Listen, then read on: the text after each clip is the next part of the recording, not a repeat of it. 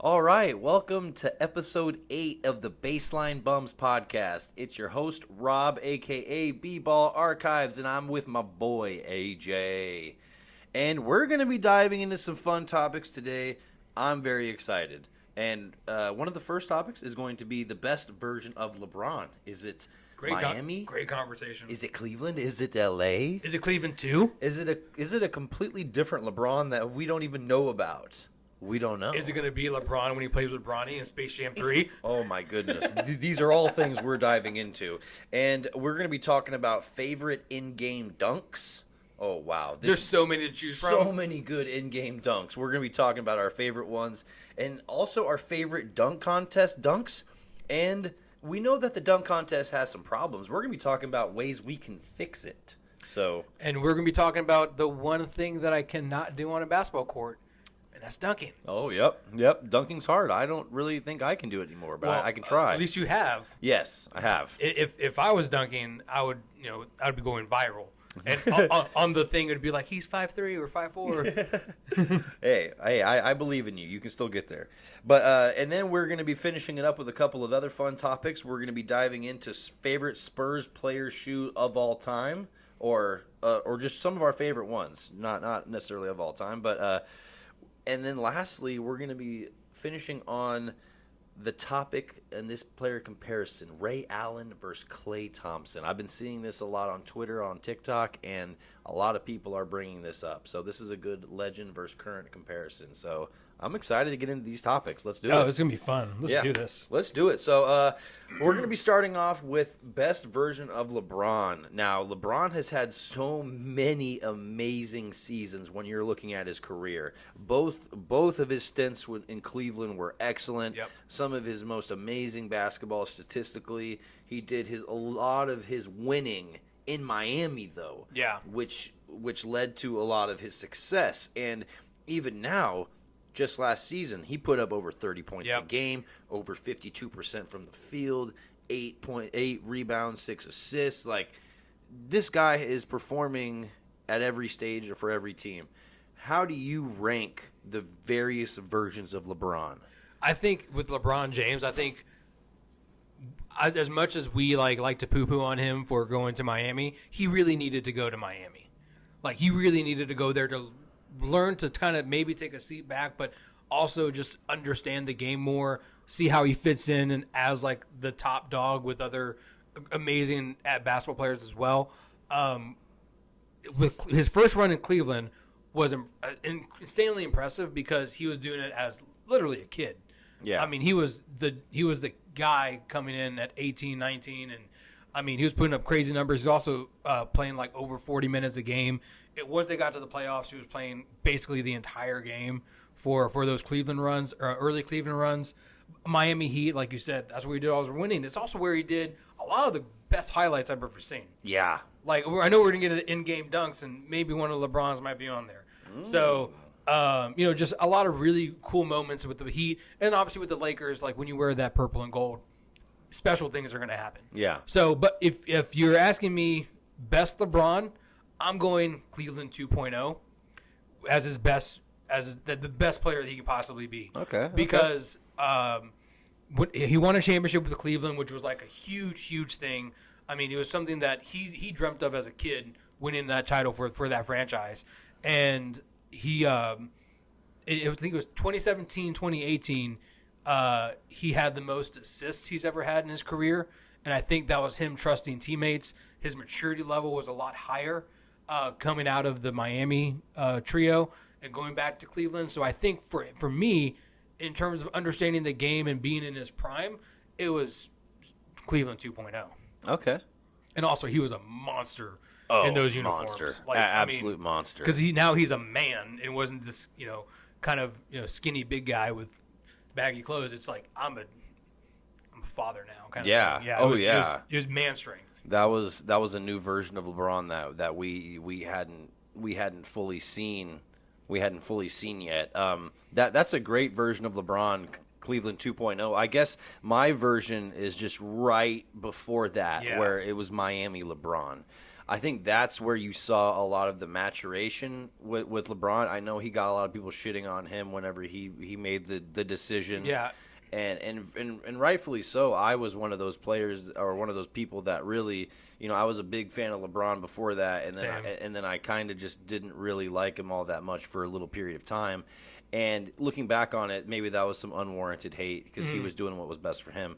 And when I'm looking at his numbers from those Miami days, his percentages, his numbers, his actual statistical output remained the same, but his efficiency stepped up quite a bit. He was shooting in the high 40s in Cleveland that first stint, and then he went to Miami and was shooting over 56% back-to-back seasons. Yeah. And when you look at that kind of efficiency, that's just night and day when you're looking at your best player, and they can be almost 10% more efficient from the field. Especially when you're LeBron James, you're changing the game with that amount of efficiency. You're getting your team a lot more opportunities. Yeah, absolutely. And LeBron James, especially towards the end of his Miami run, he was just on a completely different planet than anyone else. It was before KD really found himself. It was towards the end of your Tim Duncan, Kobe Bryant guys. He really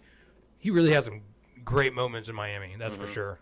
Absolutely. Yeah, those are both very, very excellent versions of LeBron, and I think it's a very similar era of LeBron because it was that like middle segment. It was sort of like middle career LeBron, and obviously probably his peak. So no doy, it's his best basketball. Yeah.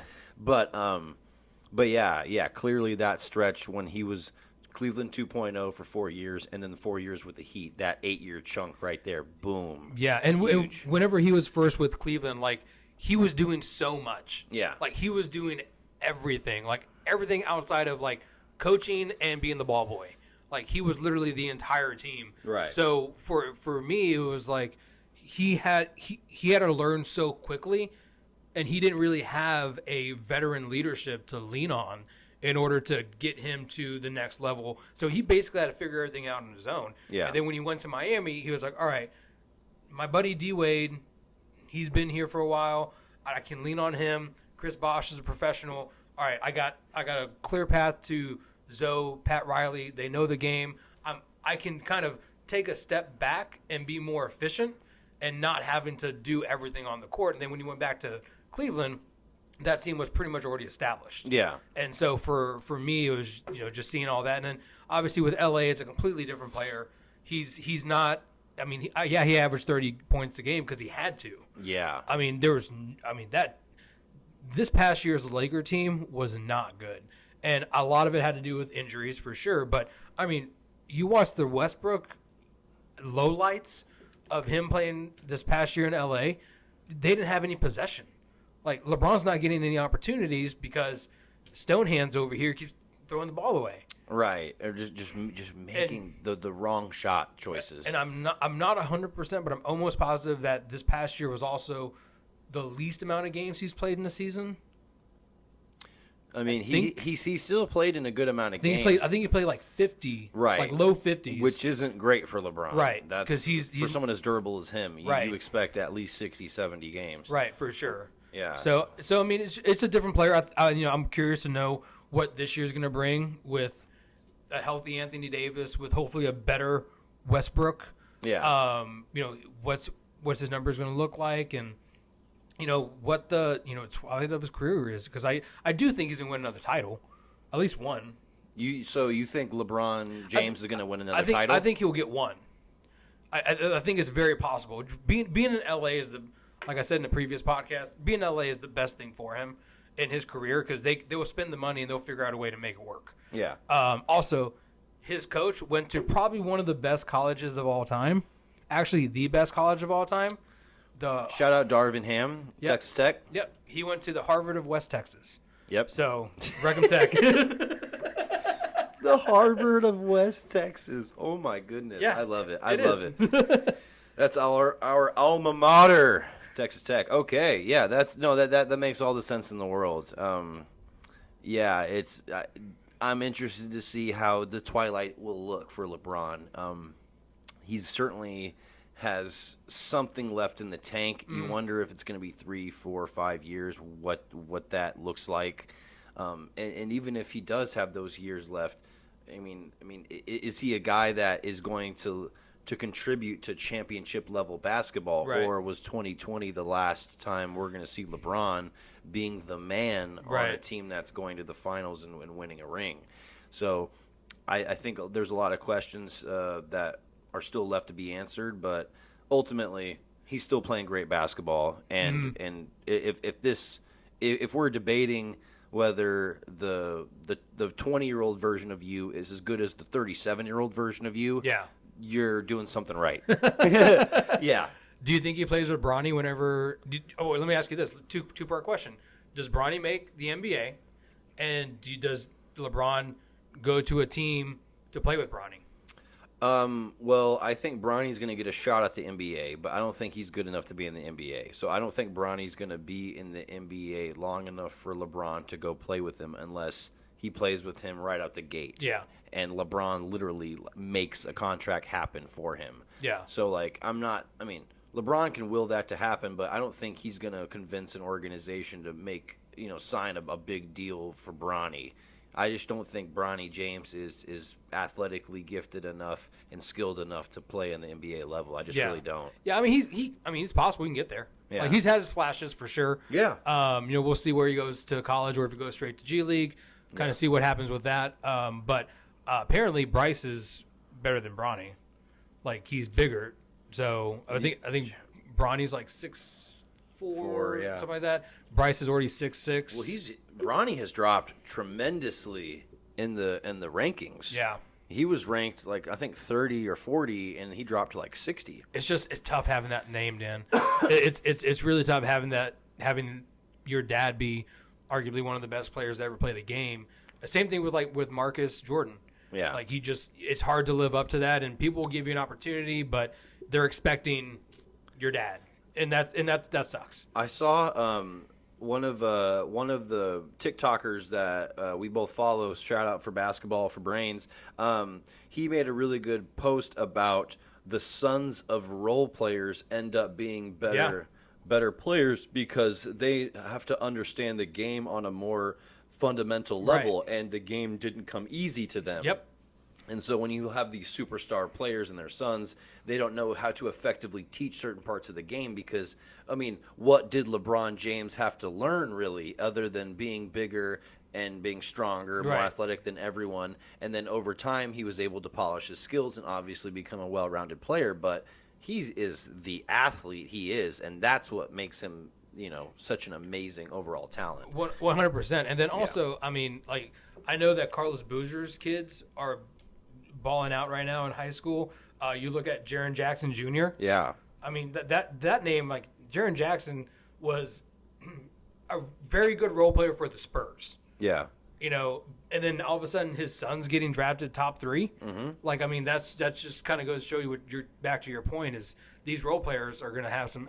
It's fun to see our generation of basketball players have kids and I guess see them in the NBA nowadays. It's a lot of fun to watch. I cannot wait till Manu's twins join the NBA. That's going to be great. Yeah, we're going to have 2 Ginobilis on the Spurs. But yeah, that would be. See, that's another example of a really great role player having the ability to teach his kids the proper way to play the game. It's like the best example is just Steph. Oh yeah, It's exactly. like that's the best example. But also guys like GP2. Yeah, GP2 is a great example. Tim Hardaway Jr. Is a great example. And you have these guys that were really good players, but they're not superstars. Right. So they had to learn different facets of the game. So I think that's going to be huge for anybody who's the son of a superstar. Yeah, it also helps great problems to have when you grow up in a franchise and you're able to see how it's run.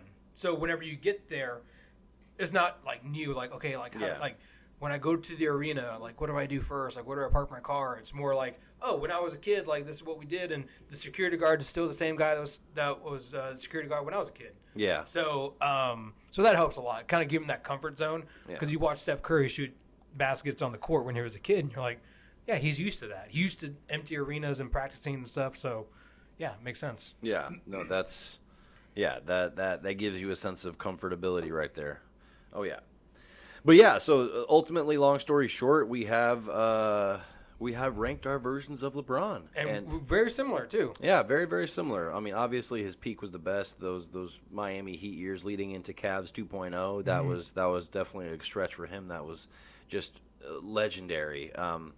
But moving forward, kind of changing gears here, we're going to be talking about our favorite in-game dunks. Yes, we are. So many great choices. I'm so excited about this one. So many different ways you can go with this. I love this topic. This topic was so much fun to research, just typing in YouTube. Yeah. Oh, yeah. I mean, hundreds, thousands of dunks that you can choose from, and it's dunks that may not be the flashiest, may not be the most significant, but it just maybe that hold a special place for you. Yeah. So, who do you got? What's your favorite? What's your favorite dunk? I'm gonna go ahead and start it off with a dunk that literally had my jaw on the ground, and it's probably the dunk that I have Googled the most and have looked up the most, and that is Vince Carter jumping over the 7-footer. Yep. Yes. The dunk of death. The absolute. It's dunk called of the dunk of death. It's the dunk of death, and it's almost the death for KG because he swings on him afterwards and almost hits him in the face.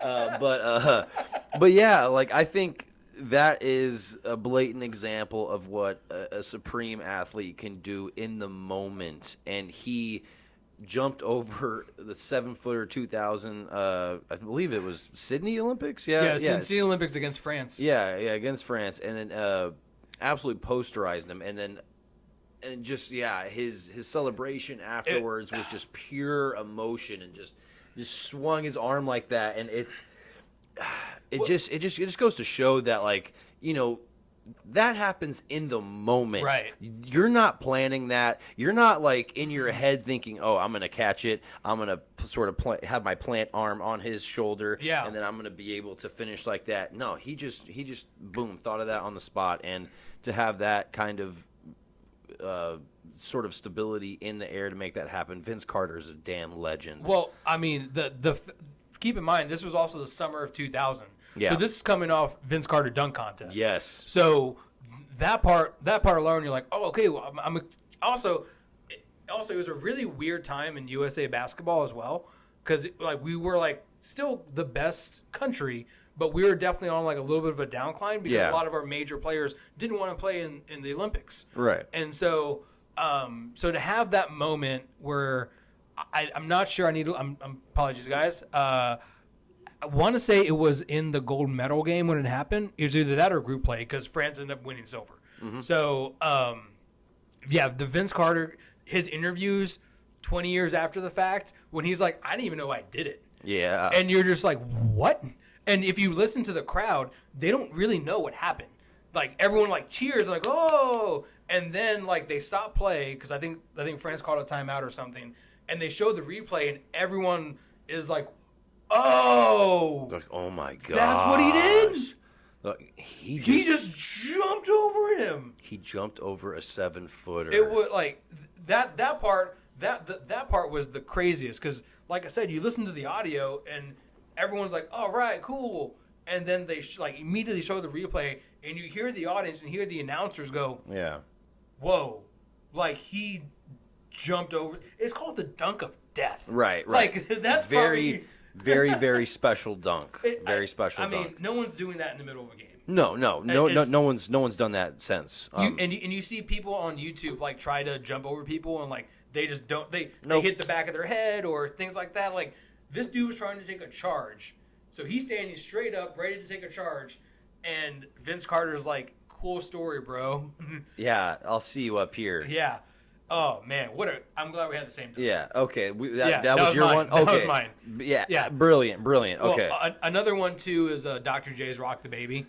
Dr. J's "Rock the Baby" was excellent. Is that in your top dunks? That's one of my top dunks. Okay.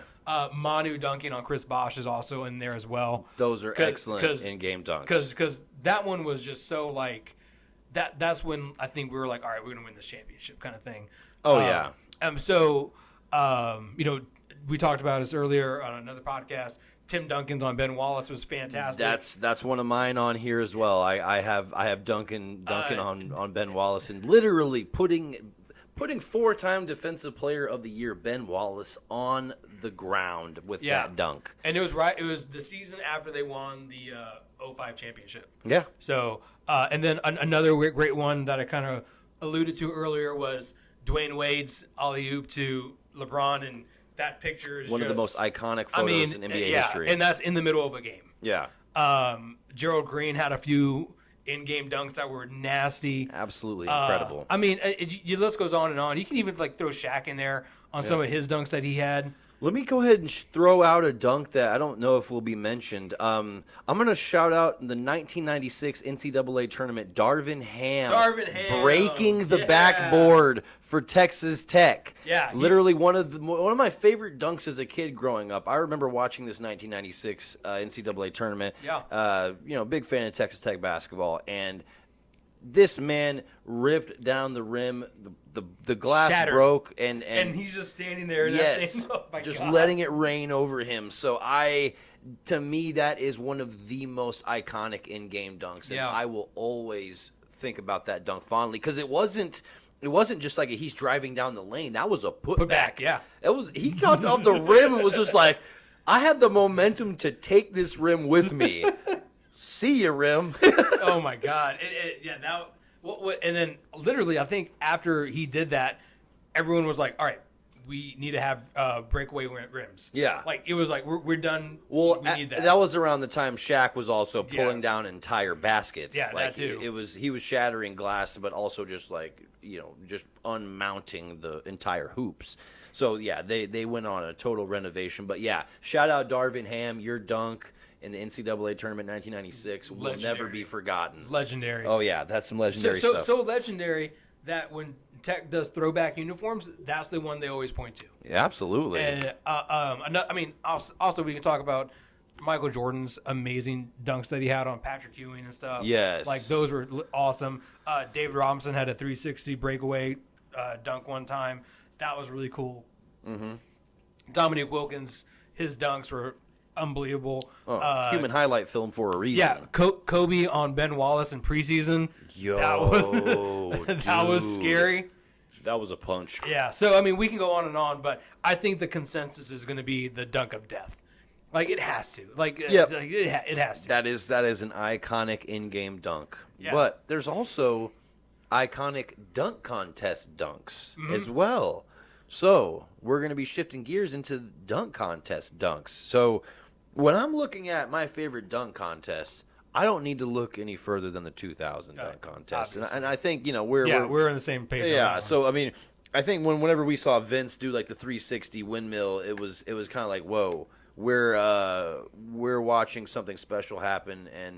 And whenever they were showing his vertical. Yeah. And that's when TNT started doing like the vertical with the meter and stuff. Yeah, they were like showing his vertical, and we were all going crazy with it, and we were like, dude, this guy's jumping so high, he's moving so smooth in the air. We hadn't seen anyone dunk quite like Vince. So that Vinsanity, to me, that 2000s dunk contest, the 360 windmill, he did a few other dunks, and all of them were just freaking fire. Yeah, it's great. There's several videos dissecting that dunk contest. Yeah. And for me, as a smaller guy, seeing Steve Francis fly through the air, and like when he threw it up, he had to like reach all the way back and bring that one down. Like that one was iconic because also when TNT shows the picture of him like bringing it back, and then they show the meter, and dude was jumping at like 47 inches or something like that. Like it was insane. Those dunks were absolutely unbelievable. Yeah, the 2000 dunk contest really rejuvenated it too, because I want to say it was the year before they actually didn't have a dunk contest, and so it skipped a year because they kind of lost the groove a little bit. Was that because of the lockout season? They didn't have the dunk contest? No, I think part of it was lockout, but also I think a lot of it was just them switching gears because they had this thing called the two ball, and it was like I think it was your an NBA player and a WNBA player, and they played. You remember that game back when we were kids? We had the dots. I think they just they did that one. Okay.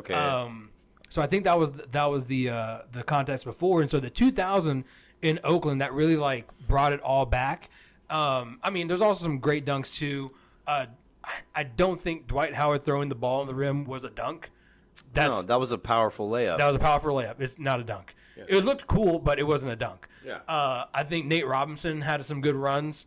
Oh yeah. T-Max in 2000, when he literally brought the ball like between his legs, like touching his heels almost, dude, and throwing it behind the back, like that was sick. That was like some incredibly acrobatic movement. Yeah, absolutely. Yeah. But I think you brought up a great point with Nate Robinson. I think he was one of the most fun dunk contest dunkers because of how short he was and how he could elevate. It's all about hang time. Dude had insane hang time and wasn't just doing these like little baby dunks, was doing like emphatic various 360s off the glass and just absolutely making it his own. Yeah, there's two types of dunkers in dunk contests. It's like power dunkers and finesse dunkers. Yeah. And the finesse dunkers always look way better. Because like DeAndre Jordan was in the dunk contest and it wasn't fun because like he really didn't do much. He's a great in-game dunker. Yeah. Great in-game. Another great dunk is whenever Blake dunked on I forgot who it was and sent him straight to hell. Like, I'm trying to think of that. When Chris Paul threw it up and it was just like that straight to hell. Also when LeBron dunked on was it Damian Jones? I always think about his dunk on Jason Terry. Oh, that one I'm talking about on Jason Terry. Yeah, when LeBron just obliterated. Like, I mean, man, couldn't happen to a nicer person. Like, seriously, like we do not like Jason Terry over here. So he could get dunked on a lot more, and I would be cool with it. So the dunk contest was great. I think nowadays it's hard for us to be impressed, and I just feel like a lot of the flair and the fun is kind of it's almost deflating. Like I don't know if I've been impressed lately with some of the dunk contests. Like none of them really stick out. Like I really can't think of any that. I mean, I know that there's some, but right. I mean, you had the 2016 dunk contest with Levine and Gordon, and that was nice because you got to see a lot of like the new age dunking. Yeah. And you did have a guy who is a budding superstar like Levine, who still is like a really, really good contributor in the NBA, like a good guy that puts up a lot of stats.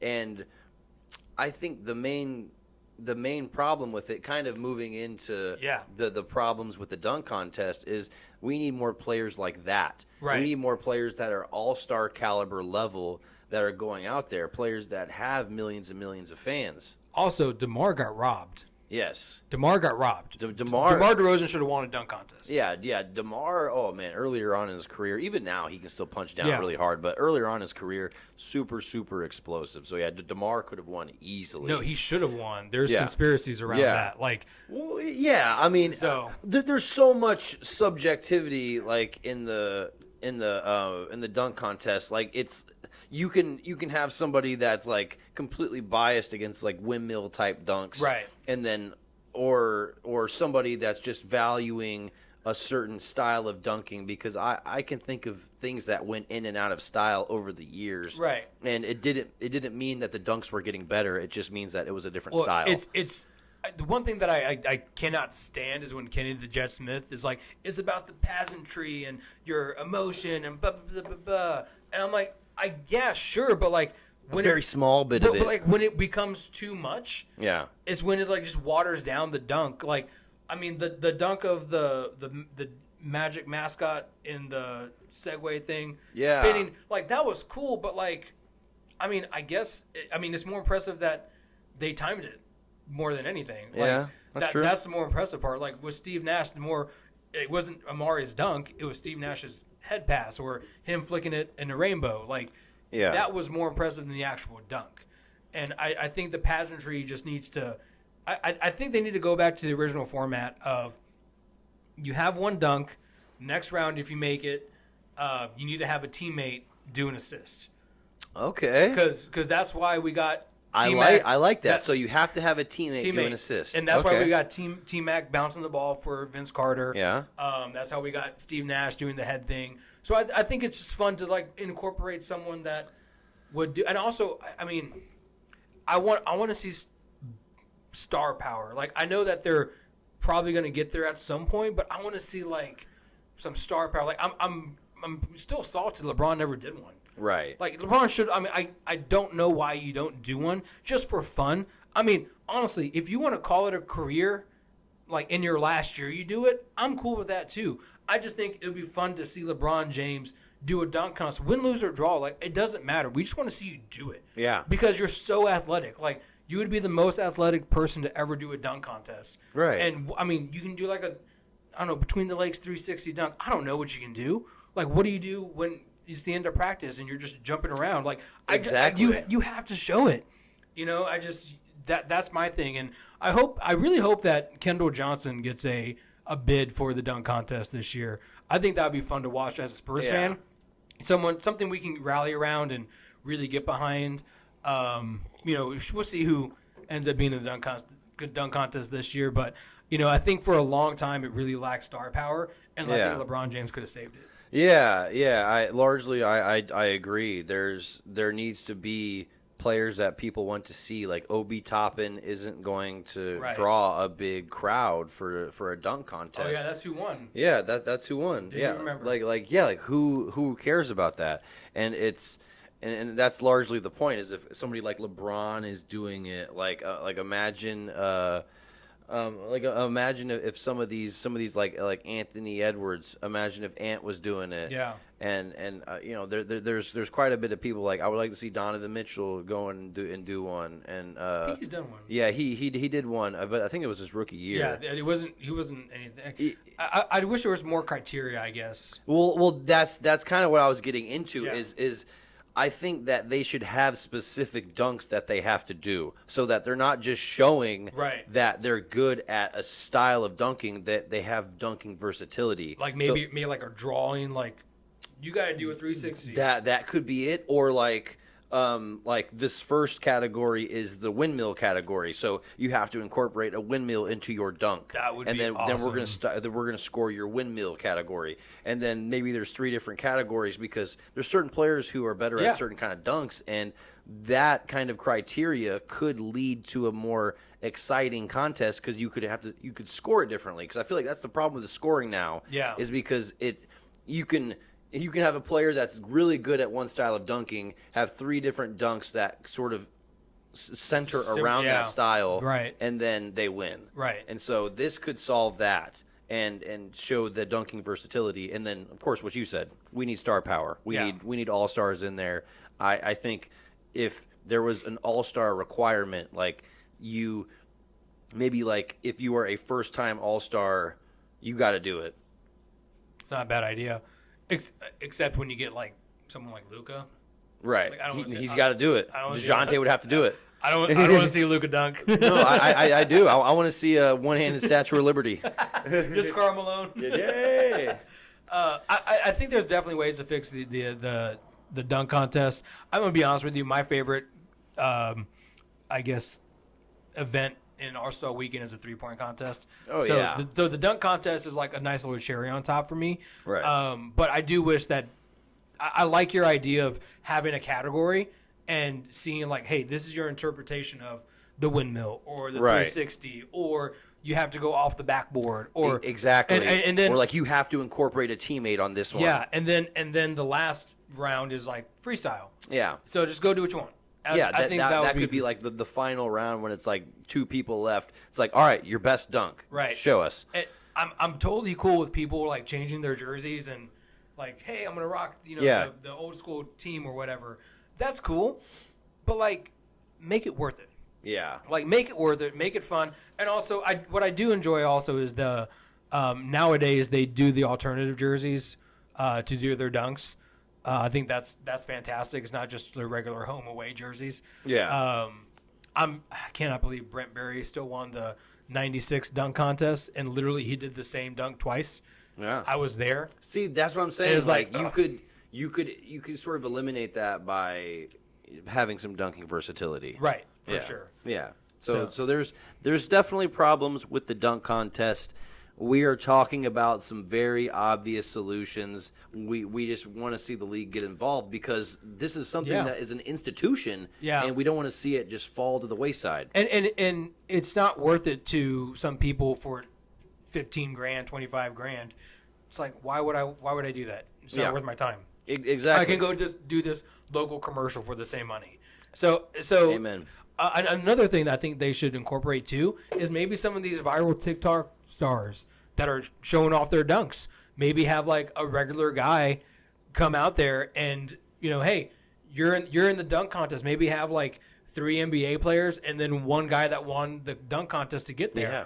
And then it's like I think that elevates some even more so the athletes are from the NBA because they don't want to get punked by a dunker. Oh, yeah. Like, if you were to put Jordan Killigan, shout out Jordan Killigan. He's got a really great Instagram, TikTok following, but he does all of the 3D modeling for the dunks in NBA 2K, or at least a lot of them. And if you were to put him out there, I imagine that would spark a lot of fire in some of these NBA For dunkers. sure. I think it would be great. And then, I mean, maybe, I don't know how you can do the money part, but maybe he makes more money if he wins because it's harder for him to do it. He's not an NBA athlete. So, I mean, I think there's definitely ways to do it. I would love to see, I guess, it come back in a strong way. Like, I want to be able to remember it. Yeah, I want to be able to get excited for the dunk contest. Like, it's been a while since we've been able to do that. Like 2000, we're still talking about in 2022. Yeah. Like, and I was 10 years old, and I remember it like it was yesterday. Right, and if we're talking about, like, there was a gap between that and 2016, in 2016, and like, so there was over 15 years where there was bad dunk contests. So something has got to change, and it's Chris Anderson's fault. We've proposed some reasons why, but hopefully the league steps in and does something because we want to see this basketball institution that's still around. So now I feel pretty good about that topic. I think we're going to shift gears into our next discussion, Spurs player shoes. Ooh, Which faves. ones do we like? Which ones are our favorite? It's hard to go wrong with black and white and silver. Yeah, it's hard. I mean, dude, that's what most of my shoes are. Black and white have some kind of gray in there, and I'm calling it a day. Yep, I get it. So when you think of really fresh Spurs shoes, what's coming to mind for you? David Robinson's Air Command Forces. They are so silky, especially the ones that have come out recently with like they're all white with the Nike swoosh with like the Spurs Fiesta colors on the heel. Yeah. Oh man, those are like, and also they're like prime 90s. So like you can like rock these and like kind of go back to like a time where it was fun to wear like these high tops basketball shoes and with these bright colors and things like that. Yes. With like your starter jacket. Like it was a style when I was a kid, and that's why I love it. No, I think you brought up a really good point. It wasn't a style that you could just hoop in. Right. It was something you could wear some jeans to, you could rock out, and then you would feel like, hey, this is a classy shoe I'm putting on. Yeah. No, yeah, that's a great one. That's probably one of my favorites. What do you got? Dude, I'm going with one of the shoes that I thought it was a shoe I never got to have, and I was really upset I didn't. But the Tim Duncan Foamposite Maxes. Oh yeah, dude, yeah. I always thought that looked like a really comfortable shoe to hoop in.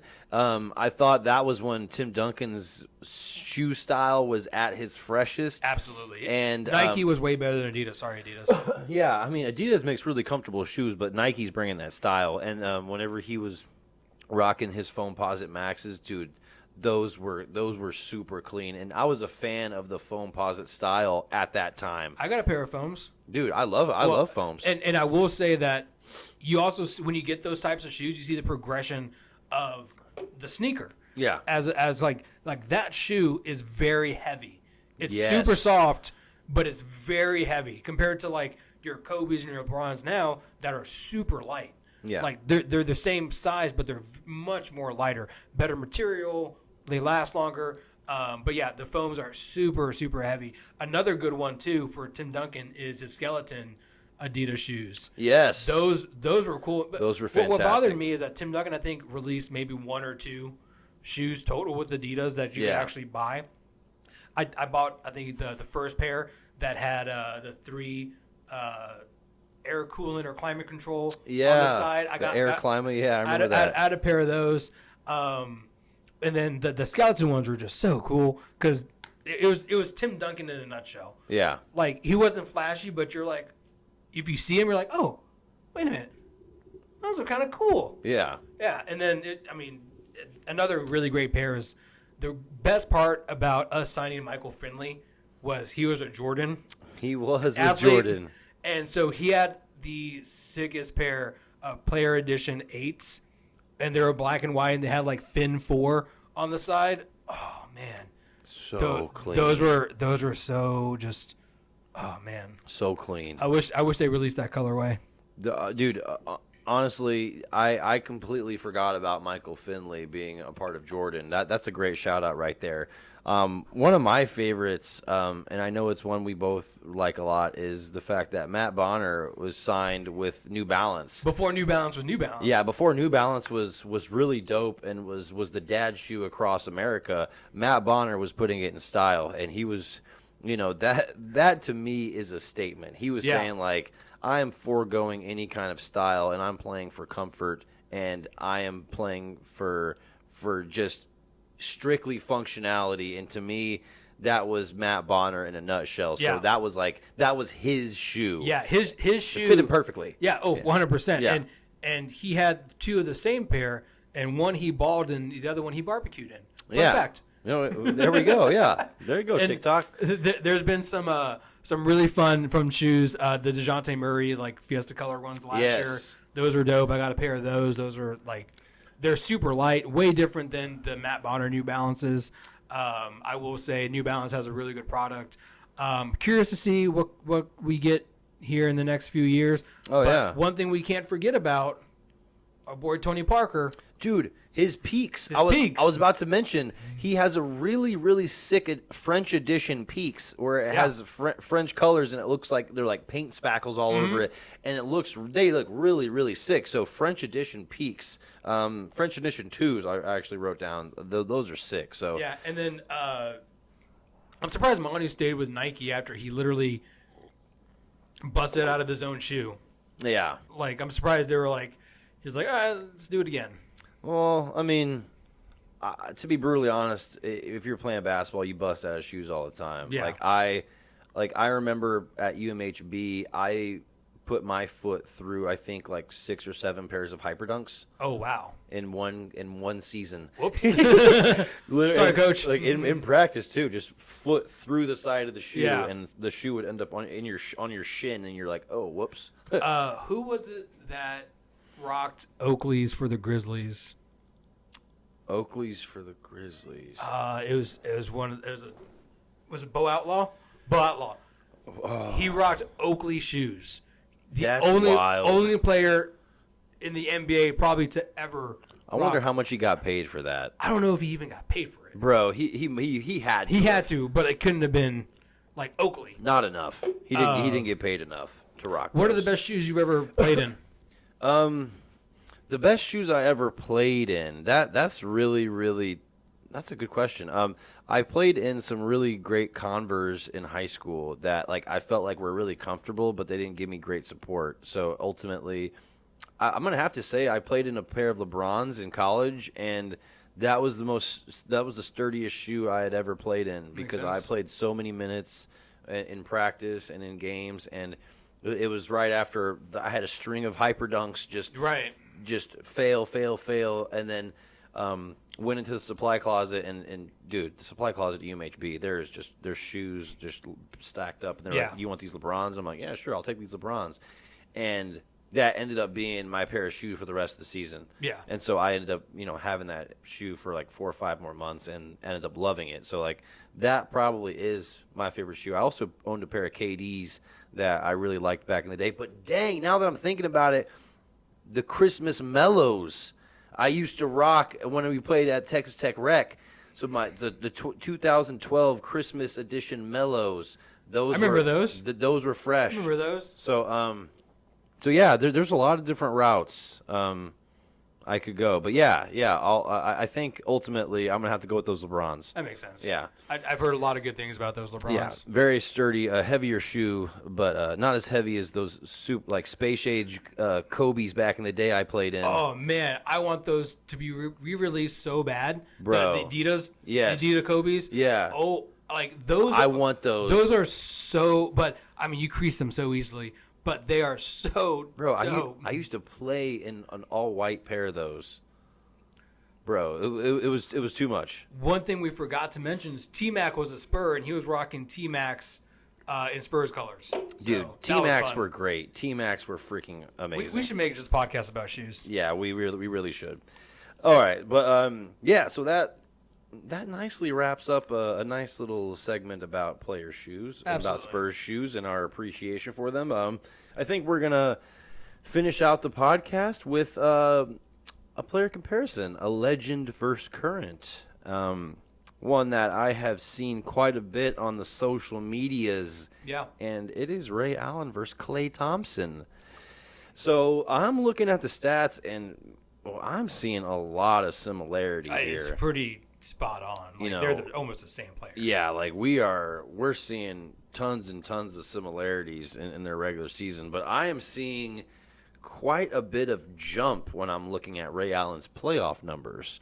Yeah. So, I mean, for me, that could be a little bit of the difference. I mean, but Klay Thompson has records. Klay Thompson has the most threes in an NBA game. He has things that are uniquely his. So Yeah. when we're looking at Klay Thompson and Ray Allen, who are you going with?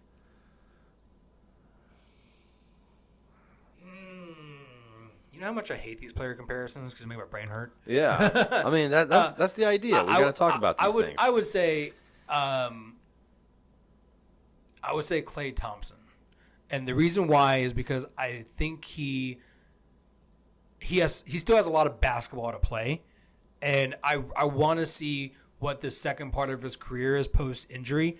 I mean, if he's coming off an injury and he's winning an NBA championship, what's the next part going to look like?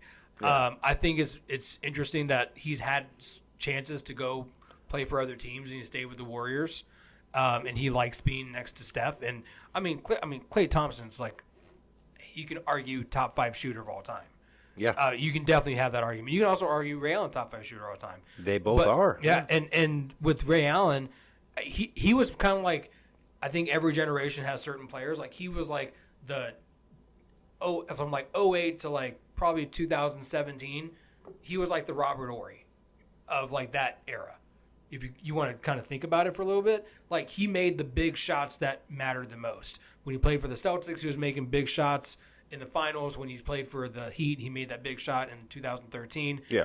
He was just always efficient. You could always count on him to get in a bucket. Klay Thompson, I think, is just more dynamic as a player.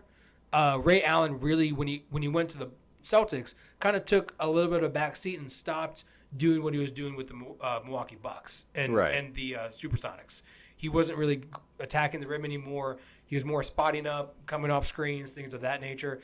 And that's why I'm kind of curious to see what Klay Thompson does. Is he gonna start doing that too? Is that gonna be his role, or is he gonna be more attacking the basket? Like I'm just, you don't know yet because we haven't seen it yet. But I would say Klay Thompson just because in his career so far he's done more than Ray Allen did at this point in his career. So that's that's completely fair enough. I think I am going to go the other route, and I'm going to go Ray Allen because of some of the things that you mentioned. I think that he's got a little bit more versatility to his game when I'm looking at it from a more zoomed-out perspective. He had the points in his career where he could drive into the lane and finish strong. I haven't really seen that from Klay too much. He's always been in a situation where he's played off ball and has wanted to kind of just receive the offense within his own rhythm. And I've seen Ray Allen go out there and go get his offense. Yeah. And he was in a situation where he needed to because he was the man. Right. And Klay Thompson has never been in that. So it's interesting to see if Klay Thompson would be what kind of situation that would look like if Klay Thompson didn't have Steph. Yeah, and he really hasn't had that opportunity. Like him and Steph have kind of been injured or, at the same time almost. So it's Yeah. like we don't know. Yeah. So these are really good questions to have. So it's a situation where I have to give the slight edge to Ray Allen because I know that whenever he was the man, he performed at a higher level. And when I go through his playoff numbers, playoff points per game, best, like I'm going through the playoff best seasons, and both these guys spend a lot of time in the postseason, and Ray Allen is each category. He's clearing Klay Thompson, and even in stats that I think Klay would be better in, and because Klay is viewed as such a good 3-and-D guy in today's NBA. Yeah. 50, 40, 90. I mean, right there. But I mean, Ray Allen's Allen there too. Ray Allen literally made that stat. Yeah, so yeah. That's it's tough because I don't know if we're ever going to see Klay Thompson really step up because he doesn't have to. It's the same kind of thing with he doesn't have to. He doesn't need to. He doesn't need to. Same thing with like the Manu argument. Like they just never had to or needed to. Yeah. If I'm trying to close out a game, I'm cool with either one shooting a basket to put us up. Yeah. It really doesn't matter to me. They're really, really good. I think, we need to see the rest of Klay's career and then go from there. But until then, we'll just chalk this up to Klay Thompson's just better than Ray Allen. Yeah, I mean, I guess that's what it comes down to. We're just gonna forget all the big shots Ray Allen hit, and I don't know what you're talking about. Yeah, I wish I could forget too. Yeah, for sure. Yeah, but so agree to disagree. That is what player comparisons are about. Let me ask you this though: if you were to pick a Ray Allen jersey and sneaker combo to go with in his 4 teams, the Bucks old school logo with the purple and green, Sonics with the yellow and green, the Celtics with the green and white, traditional old school, Miami Heat.